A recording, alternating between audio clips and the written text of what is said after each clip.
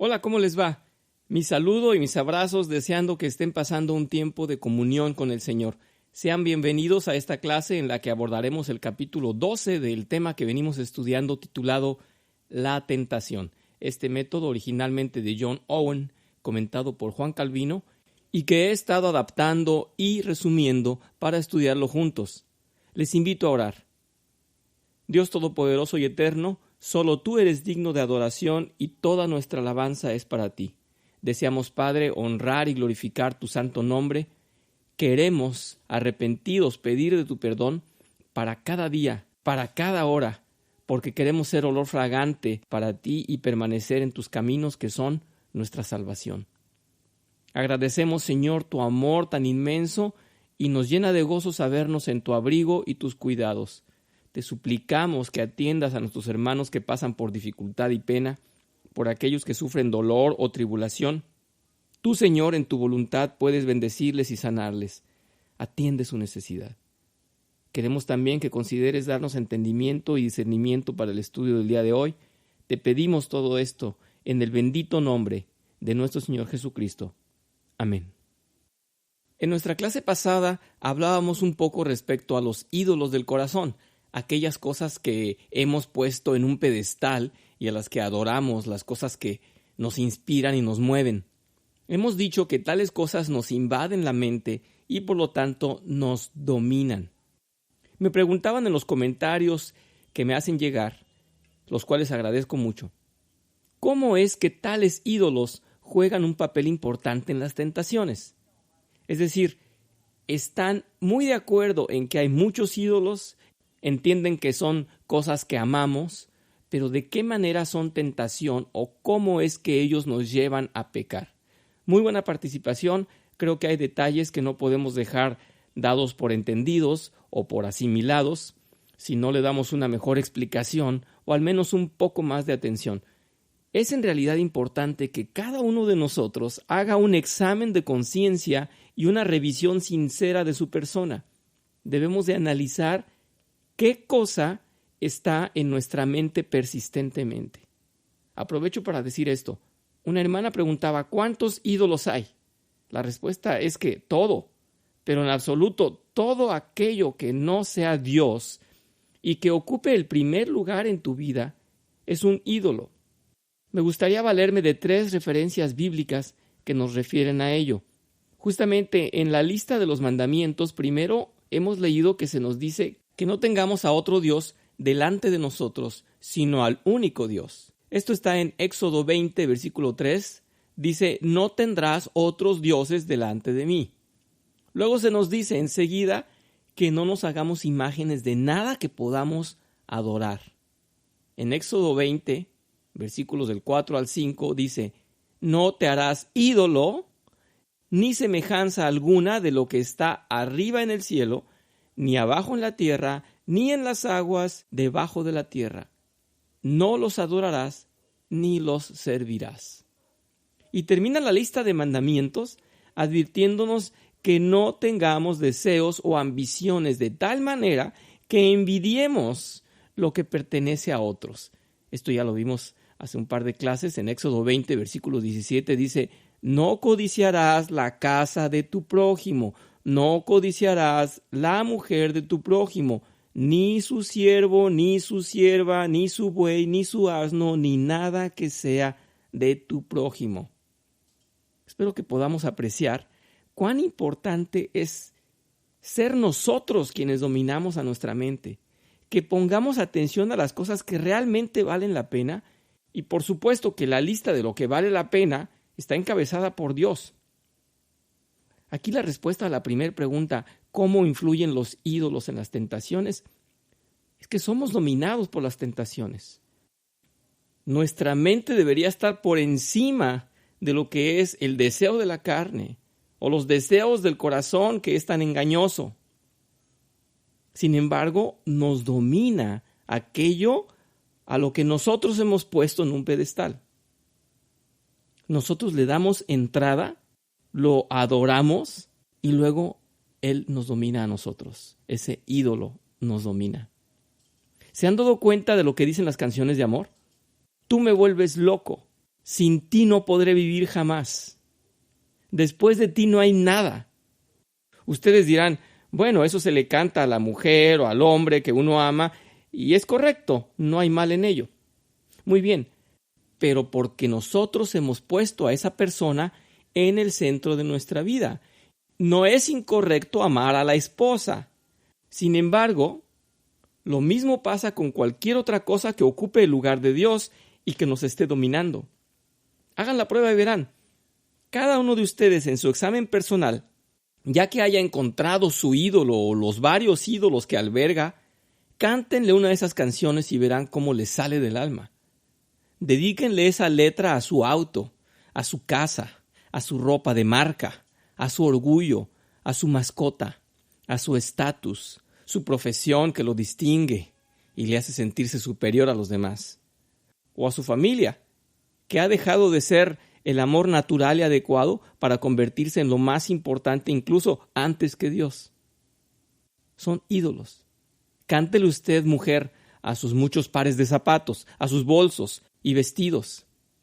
¿Qué tal cantarle su amor al teléfono celular? Los hombres, algunos bien podrían cantarle a su equipo de deporte favorito. La lista es infinita. Hemos dicho, todo lo que ocupe el primer lugar en tu vida y que no sea Dios es un ídolo.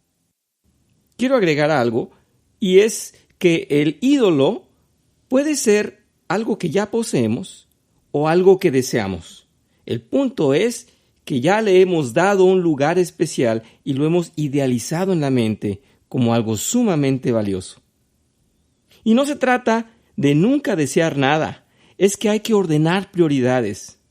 Es sano tener ambiciones y propósitos, pero que nunca nos dominen. Todo esto está resumido en el consejo que el Señor nos ha dado en el Sermón del Monte, en Mateo 6:33, cuando nos dice: busquen primero el reino de Dios y su justicia, y todo lo demás se os será dado por añadidura. Debemos de ordenar prioridades, y la prioridad es tener en el centro de nuestras vidas a Dios. La tentación influenciada por los ídolos es muy poderosa. Se cae muy fácil en ella, que es la trampa perfecta, personalizada para cada uno de nosotros. Luego salir de ahí será casi imposible. Es necesario sacar al ídolo de nuestra mente antes de que nos domine. Vayamos adelante, por favor, con el capítulo 12. ¿Cómo podemos guardarnos libres de la tentación? ¿Cómo podemos ser salvados de entrar en la tentación? La respuesta puede resumirse en las palabras de nuestro Señor: velad y orad. Vamos a dar instrucciones generales para velar y orar en 3 partes. 1. Haga un esfuerzo para entender y sentir cuán peligroso es entrar en la tentación. Es espantoso ver cuán descuidadas son muchas personas respecto al peligro de entrar en tentación. La mayoría de las personas se conforman con no pecar en forma abierta. Parece que mantenerse fuera del alcance de la tentación no les parece muy importante o de mucho riesgo. La Biblia en muchos lugares advierte del peligro de las malas compañías. En Proverbios 2, versículos 12 al 20 dice: la sabiduría te librará del camino de los malvados, de los que profieren palabras perversas, de los que se apartan del camino recto para andar por sendas tenebrosas, de los que se complacen en hacer lo malo y festejan la perversidad, de los que andan por caminos torcidos y por sendas extraviadas. Te librará de la mujer ajena, de la extraña de palabras seductoras, que olvidándose de su pacto con Dios, abandona al compañero de su juventud. Ciertamente su casa conduce a la muerte, sus sendas llevan al reino de las sombras. El que se enreda con ella no vuelve jamás, ni alcanza los senderos de la vida. Así andarás por el camino de los buenos y seguirás la senda de los justos. En Proverbios 4, versículos 14 al 19, nos dice: No sigas la senda de los perversos, ni vayas por el camino de los malvados. Evita ese camino, no pases por él. Aléjate de ahí y sigue de largo. Los malvados no duermen si no hacen lo malo. Pierden el sueño si no hacen que alguien caiga. Su pan es maldad, su vino la violencia. La senda de los justos se asemeja a los primeros albores de la aurora. Su esplendor va en aumento hasta que el día alcanza su plenitud. Pero el camino de los malvados es como la más densa oscuridad. Ni siquiera saben con qué tropiezan. En Proverbios capítulo 22, versículos del 24 al 25, no te hagas amigo de gente violenta, ni te juntes con los iracundos, no sea que aprendas sus malas costumbres y tú mismo caigas en la trampa. Primera de Corintios 15, versículo 33 nos dice, no se dejen engañar, las malas compañías corrompen las buenas costumbres. Hermanos, no obstante, ¿cuántos hacen caso de esta advertencia? ¿Cuántos, especialmente los jóvenes, escogen amigos malvados? No pasa mucho tiempo antes de que escojan también la maldad de estos amigos. Muchos padres o buenos amigos les advierten en vano contra tales acompañantes. Al principio, los jóvenes pueden sentirse disgustados con respecto a algunas cosas que sus malos amigos disfrutan, pero tristemente no tardan mucho en disfrutar también de ellas. Y es que en la etapa de la adolescencia o cuando se es joven adulto, no se ha madurado aún y sigue uno actuando por imitación. Uno aspira a ser como las personas de nuestro entorno. Algunos, en el mejor de los casos, tienen imágenes modelo que están representadas por sus padres o algún familiar mayor, o simplemente un maestro o alguien a quien admiran. De esa persona tomamos ejemplo y bueno es imitar los valores y los lineamientos. Pero tal buenaventura no es para todos. Muchos carecen de modelos ejemplares en sus vidas. Y es que la disciplina y el sacrificio no son atractivos. Un joven a la deriva elegirá naturalmente el camino cómodo y sencillo. ¿A quién le inspira la amistad del compañero que estudia más? ¿Cómo preferir los libros y el sacrificio a la diversión y el entretenimiento? Aquí es donde los padres deben reforzar su mano de buena dirección y mantenerse firmes, guiando a los hijos jóvenes lo más cercano posible a las buenas cosas y practicando sacrificio y buena conducta. Lo hemos dicho en otra clase, aquí se los repito.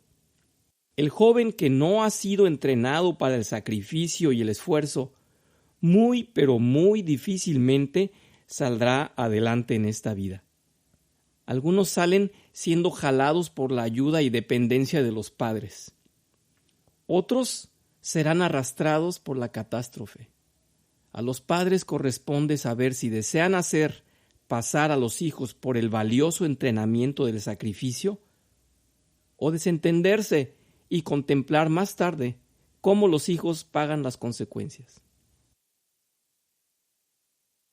Aún más triste es el caso de los que se identifican como creyentes, pero neciamente juegan con tentaciones a las cuales nunca se deberían haber acercado.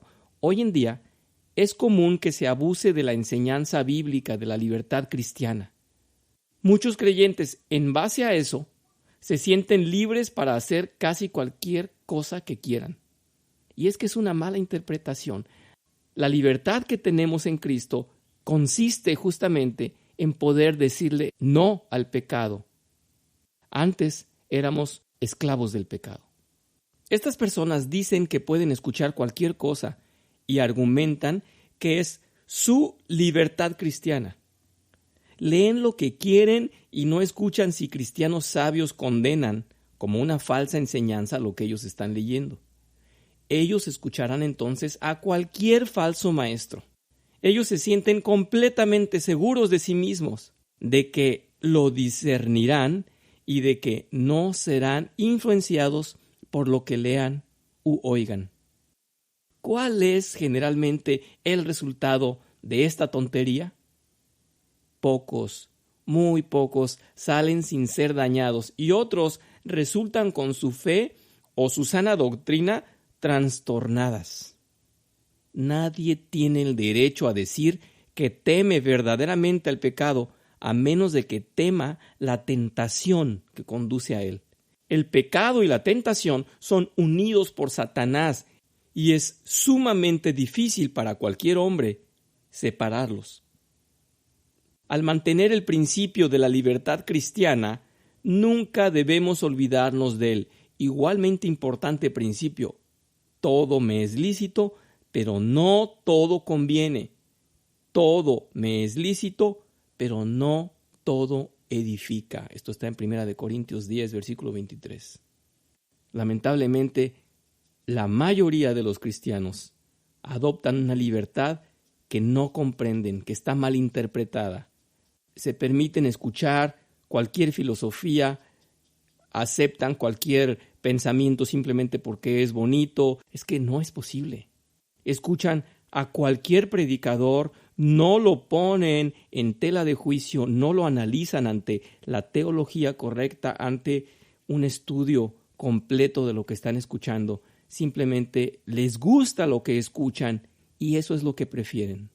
Personalmente llegué a escuchar de cristianos que tenían algún tiempo en una iglesia decir que probablemente habíamos malinterpretado la palabra de Dios porque había que aceptar a los homosexuales, que éramos demasiado duros como para condenar la homosexualidad. ¿Por qué? Porque decían, bueno, es que hay tantos homosexuales que son muy buenas personas.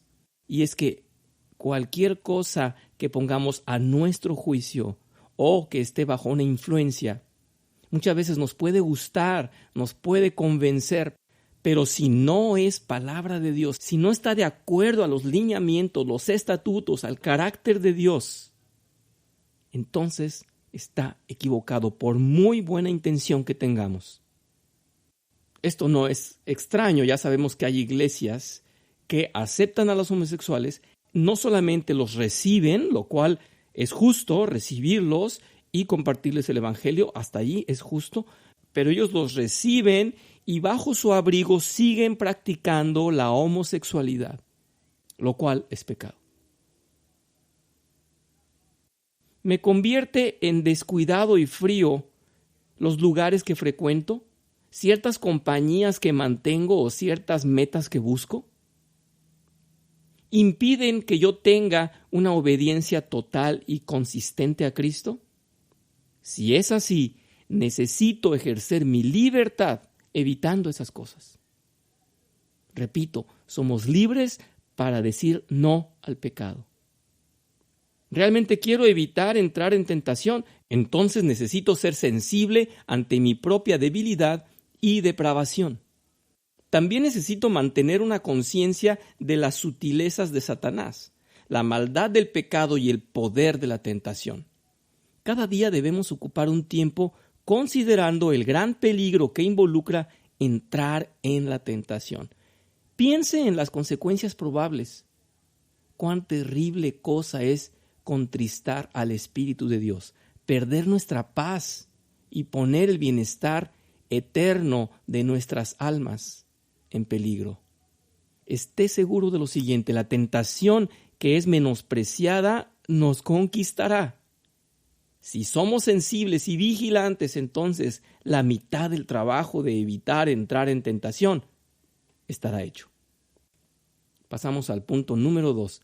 Convénzase de su incapacidad para guardarse a sí mismo de entrar en la tentación.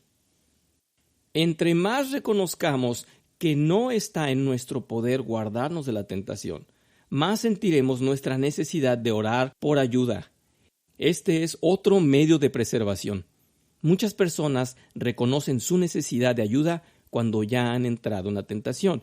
En tales circunstancias, pocos confiarán en su propia fuerza para vencer la tentación. Más bien, clamarán al Señor por ayuda. El Señor enseña que es tan importante orar para no entrar en tentación como orar por ayuda cuando ya hemos entrado en ella. nuestro Señor enseña nuestra necesidad de ser guardados por el poder de Dios para no entrar en tentación. Primero, nos enseña a orar. No nos metas en tentación, dice en Mateo 6, en la enseñanza del Padre Nuestro. Y nos dice, velad y orad para que no entréis en tentación, en Mateo 26, versículo 41. Al enseñarnos a orar en esta manera, nos está enseñando que debemos confiar en el poder y la sabiduría divinas y no en nosotros para guardarnos de la tentación. La segunda manera en que nos enseña esto es por su propio ejemplo.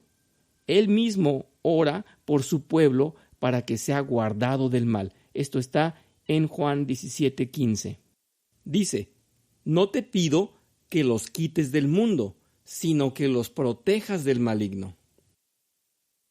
Cristo sabe que los caminos y las maneras para entrar en la tentación son muchos y variados. Él sabe que podemos entrar en la tentación en forma inconsciente. Él sabe cuán poderosa es la tentación y cuán engañosa y sutil puede ser. También conoce nuestra necedad y debilidad y descuido, entonces nos conduce a poner nuestra confianza en una sabiduría y un poder más altos que los nuestros, a fin de que seamos guardados de entrar en tentación. En el sermón pasado nos decía el pastor, es que la paz de Dios es mucho más alta que la paz que nosotros conocemos, que la paz que nosotros podemos imaginar o experimentar en cualquier otro lugar.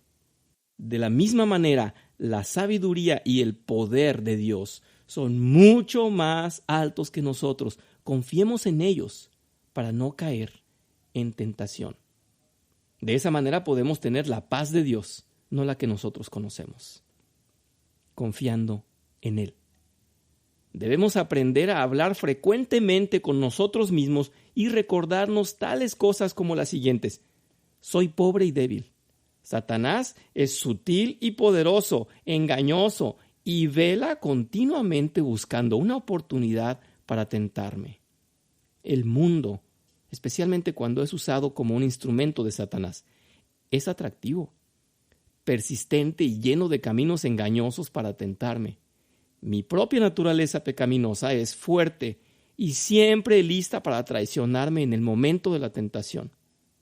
Alrededor mío hay una variedad de oportunidades idóneas y seductoras para satisfacer mis deseos pecaminosos.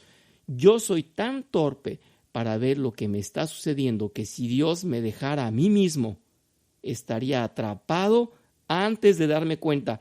Solamente Dios puede guardarme de caer. Y es a Él solamente a quien debo orar con confianza para que lo haga. Si hacemos esto fielmente, nos hallaremos constantemente encomendándonos al cuidado de Dios. No haremos nada ni intentaremos nada sin antes buscar su voluntad en el asunto. Tal manera de orar nos dará una ventaja doble. Primero, si oramos en esta manera, recibiremos la gracia y la compasión que Dios ha prometido para ayudar a los débiles. Podemos estar seguros de que aquellos que oran en esta manera, es decir, motivados por una conciencia real de su necesidad, nunca serán avergonzados. En segundo lugar, mantener un espíritu de oración de esta clase es parte de los medios que Dios usa para preservarnos. Si estamos conscientes de nuestra necesidad y estamos mirando a Dios para suplirla, tendremos cuidado en usar los medios que Dios ha designado para nuestra preservación. Es decir, oro, pero me esfuerzo en dominio propio. Oro, pero me alejo de la tentación. Oro, pero me alimento de la palabra de Dios.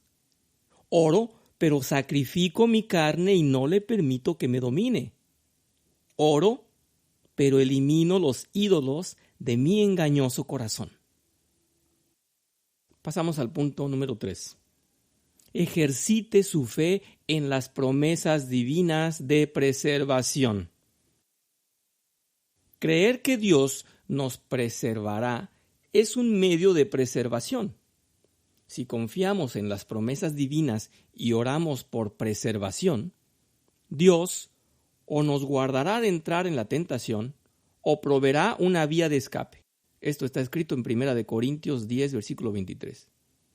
Dios ha prometido que nos guardará en todos nuestros caminos, como dice el Salmo 91, que nos guiará y que nos librará del maligno. Así dice en Salmo 32, versículo 8. Y en Romanos 16, versículo 20 dice: muy pronto el Dios de paz aplastará a Satanás bajo los pies de ustedes. Debemos confiar activamente en las promesas de Dios y esperar que Él sea fiel en cumplirlas. Una dirección general tomada del deber de la oración. ¿Desea ser guardado de la tentación y guardado de caer cuando sea tentado? Entonces debería orar mucho. Creer que Dios nos preservará no es suficiente. Dios quiere que oremos por esa preservación y que continuemos en oración, orando en todo tiempo.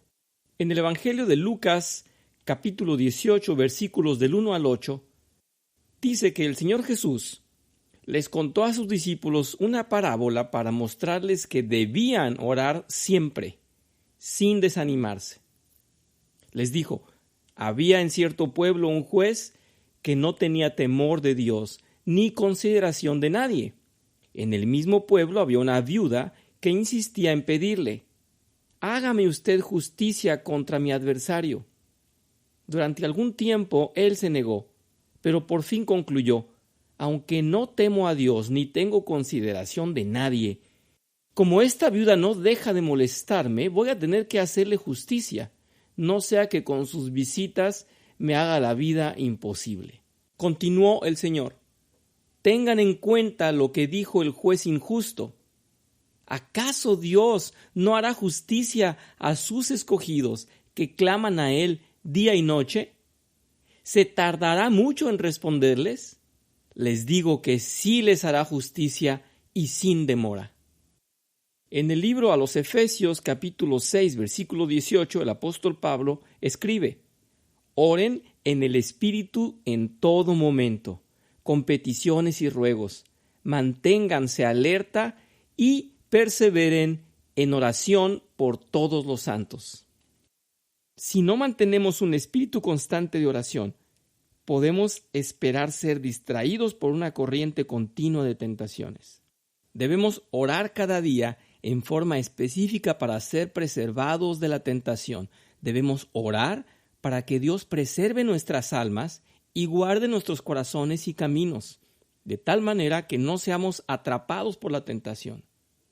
Debemos orar para que la providencia divina, buena y sabia, ordene nuestros caminos y nuestros asuntos a fin de que ninguna tentación persistente nos ataque. Debemos pedir que Dios nos dé diligencia, cuidado y vigilancia sobre todos nuestros caminos. Si aprendemos a orar en esta manera con una conciencia real de nuestra necesidad de la ayuda divina, experimentaremos liberación.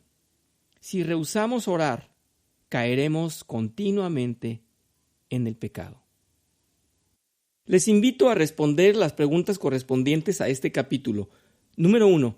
¿Considera que es usted suficientemente precavido ante las tentaciones o es alguien que vive más bien tranquilo sin temor a ser tentado? Número 2. ¿Qué piensa de sus amistades? ¿Hoy puede recordar si por medio de alguien usted fue inducido al pecado? Número 3. ¿Tiene ya identificados los lugares que frecuenta en los que hay un potencial riesgo a que se presente alguna tentación? Número 4. ¿Cómo ha estado llevando su vida cristiana y en particular de qué manera practica la santidad? ¿Lucha usted solo contra las tentaciones o su hábito es recurrir a la ayuda de Dios y permanecer en oración? Número 5. A partir de ahora, ¿se siente motivado a ser vigilante en sus caminos, sus amistades, los lugares que frecuenta, sus propios hábitos y su propio exceso de confianza, de tal manera que orará con mayor disciplina y constancia a fin de ser librado de la tentación? Muchas gracias por acompañarme. Les invito a orar para despedirnos. Te damos gracias, Señor, por este momento en que hemos estudiado y hemos aprendido que en tu palabra nos das las instrucciones para hacer frente a la tentación y nos recuerdas que somos débiles y que dependemos de ti. Gracias, Señor, por estar ahí. Gracias, Señor, porque nos escuchas siempre. A cada vez debemos acudir a ti sabiendo que ahí estás, atendiéndonos día y noche en toda situación, y que solamente gracias a ti podremos salir libres de la tentación y, por ende, del pecado. Señor, llena nuestras vidas de tu paz, danos la sabiduría, danos la conciencia de la importancia de la tentación para que seamos siempre vigilantes y que tengamos siempre la recurrencia a tu abrigo. Bendice nuestras vidas, Señor. Queremos honrarte con ellas, queremos conocerte cada vez más y glorificarte aprendiendo de ti y de tu bendita palabra que es vida y vida eterna.